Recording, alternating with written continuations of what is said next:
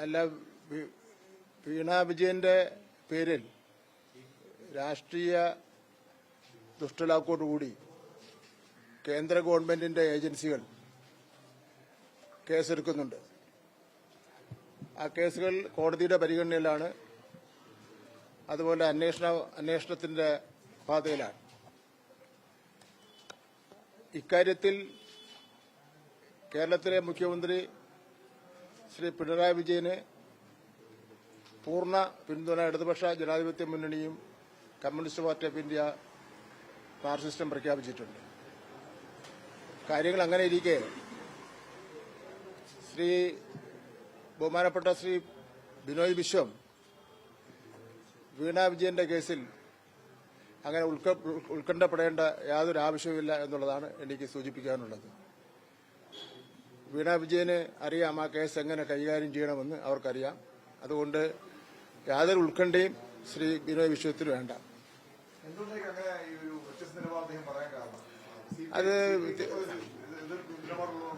അതെന്താണെന്ന് അറിയില്ല. അദ്ദേഹം പറയേണ്ടിയിരുന്നത് ഇടതുപക്ഷ ജനാധിപത്യ മുന്നണിയുടെ യോഗത്തിലാണ് പറയേണ്ടിയിരുന്നത് എന്ന് മാത്രമല്ല, ഇപ്പോ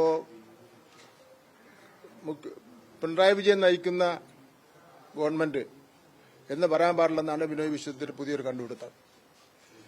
ഇടതുപക്ഷ ജനാധിപത്യ മുന്നണിയുടെ നേതാവായിട്ടുള്ള പിണറായി വിജയൻ നയിക്കുന്ന ഗവൺമെന്റ് എന്ന് തന്നെയാണ് എല്ലാവരും പറയുന്നത്. അങ്ങനെ തന്നെയാണ് ക്യാബിനറ്റ് അജണ്ടയിൽ അടിച്ചു വരുന്നത്.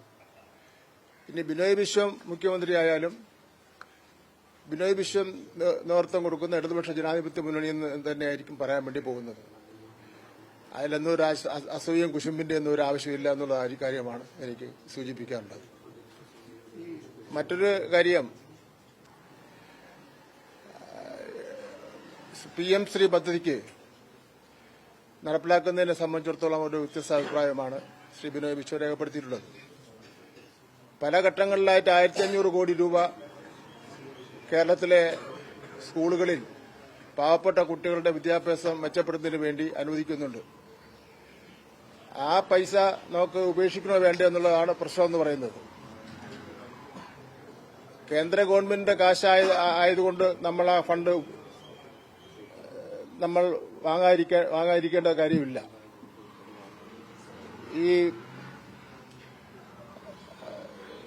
PM ശ്രീ പദ്ധതി നടപ്പിലാക്കിയതുകൊണ്ട് ഇടതുപക്ഷ ജനാധിപത്യ മുന്നണിയുടെ വിദ്യാഭ്യാസ രംഗത്തെ നയത്തിൽ നിന്ന് പിന്നോട്ട് പോകുന്ന പ്രശ്നവും ഇല്ല. ഇപ്പോ കേരളത്തിലെ വിദ്യാഭ്യാസ ചട്ടങ്ങളും നിയമങ്ങളും ഉണ്ട്. ആ വിദ്യാഭ്യാസ ചട്ടങ്ങളും നിയമങ്ങളും അനുസരിച്ചാണ് കാര്യങ്ങൾ നടത്തിക്കൊണ്ട് പോകുന്നത്. പാഠപുസ്തകത്തിന്റെ കാര്യത്തിലായിരുന്നാലും പരീക്ഷാഫലത്തിന്റെ കാര്യത്തിലായിരുന്നാലും എല്ലാ കാര്യങ്ങളിലും അക്കാഡമിക്കായിട്ടുള്ള എല്ലാ കാര്യങ്ങളിലും കേരള ഗവൺമെന്റ് എടുക്കുന്ന തീരുമാനമാണ് നടപ്പിലാക്കിക്കൊണ്ട് ഇരിക്കുന്നത്. മറ്റൊരു കാര്യമുള്ളത്, നമ്മൾ അടിസ്ഥാന സൌകര്യങ്ങൾ 5000 കോടി രൂപയുടെ അടിസ്ഥാന സൌകര്യങ്ങൾ കേരളത്തിലെ ഇടതുപക്ഷ ജനാധിപത്യ മുന്നണി ഒരുക്കി കഴിഞ്ഞു. അത്തരം സ്കൂളുകളിൽ പ്രധാനമന്ത്രിയുടെ പേരെഴുതി വയ്ക്കണമെന്നുള്ളതാണ്. NEP ഞാൻ വായിച്ചു നോക്കിയപ്പോൾ അങ്ങനെ ഒരു സ്ഥലത്തും അത് പറഞ്ഞിട്ടില്ല.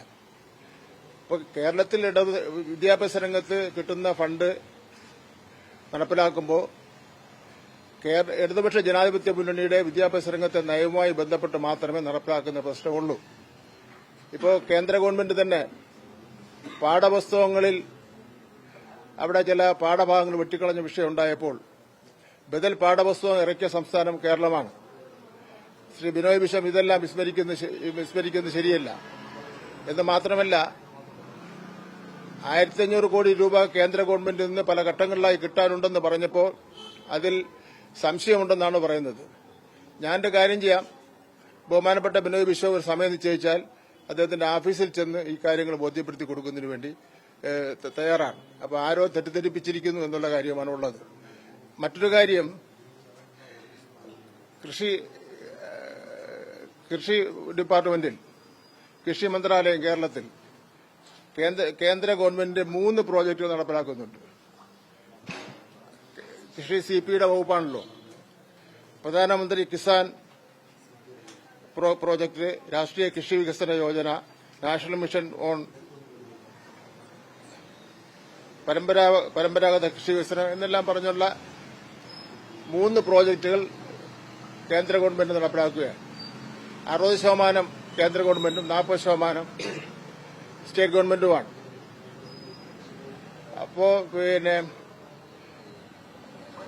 വിദ്യാഭ്യാസ രംഗത്ത് 60% കേന്ദ്ര ഗവൺമെന്റും 40% സംസ്ഥാന ഗവൺമെന്റുമാണ്.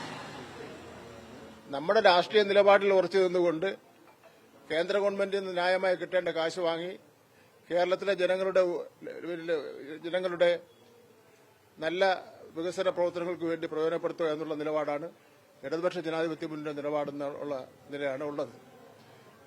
പ്രതിപക്ഷത്തിന്റെ കാര്യങ്ങൾ പറയുന്നതിന് വേണ്ടി ഇവിടെ പ്രതിപക്ഷ നേതാവ് ഉണ്ടല്ലോ. പ്രതിപക്ഷ നേതാവ് അത്തരം കാര്യങ്ങൾ പറയട്ടെ. നമ്മൾ അതിനൊരു തടസ്സം ഉണ്ടാക്കണ്ട എന്നുള്ളതാണ് പറയാനുള്ളത്.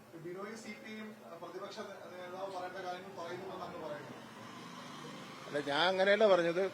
കേരളത്തിലൊരു പ്രതിപക്ഷ നേതാവുണ്ട്. ആ പ്രതിപക്ഷ നേതാവ് കാര്യങ്ങൾ പറഞ്ഞുകൊണ്ടിരിക്കുകയാണല്ലോ ഇപ്പോൾ. ഈ PMCയുടെ കാര്യത്തില് മന്ത്രിസഭയിലും ഭിന്നതയുണ്ട്. അതുകൊണ്ടാണല്ലോ CPI നിലപാട്. ഭിന്നതയൊന്നും ഇല്ലായിരുന്നു.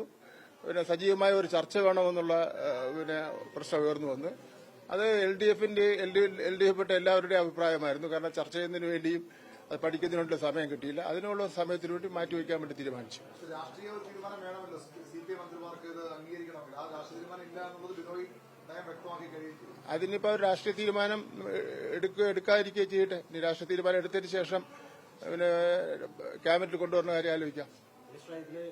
വിദ്യാഭ്യാസ മേഖലയിൽ ഈ പദ്ധതി ഒപ്പിടുമ്പോൾ PM ഉഷ വിദ്യാഭ്യാസ വകുപ്പിൽ മാത്രം ഇതുണ്ടാകുന്നതിൽ എന്തെങ്കിലും പ്രശ്നമുണ്ടോ? ഉന്നത വിദ്യാഭ്യാസ വകുപ്പിന്റെ PM ഉഷ പദ്ധതിയിൽ ഒപ്പിട്ടിട്ടുണ്ട്. അതിൽ പ്രശ്നമൊന്നും ഉണ്ടായിട്ടില്ല. ഇതിപ്പോ എന്തുകൊണ്ടാണ് ഇങ്ങനെ ഒരു പ്രശ്നം ഉണ്ടായതിനെ സംബന്ധിച്ചോളം നമുക്ക് അറിയില്ല. അവിടെയും NEP ബന്ധപ്പെട്ട പരാമർശങ്ങൾ ആ PM ഉഷ പദ്ധതിയിലുണ്ട്. യഥാർത്ഥത്തിൽ നമ്മുടെ കേരള സംസ്ഥാന ഗവൺമെന്റിന് പൊതുവിദ്യാഭ്യാസത്തെ സംബന്ധിച്ചിടത്തോളം നയമുണ്ട്. ആ നയത്തിൽ നിന്ന് പുറകോട്ട് പോകുന്ന പ്രശ്നമേ ഇല്ല. ഏത് പ്രോജക്ട് ഇംപ്ലിമെന്റ് ചെയ്താലും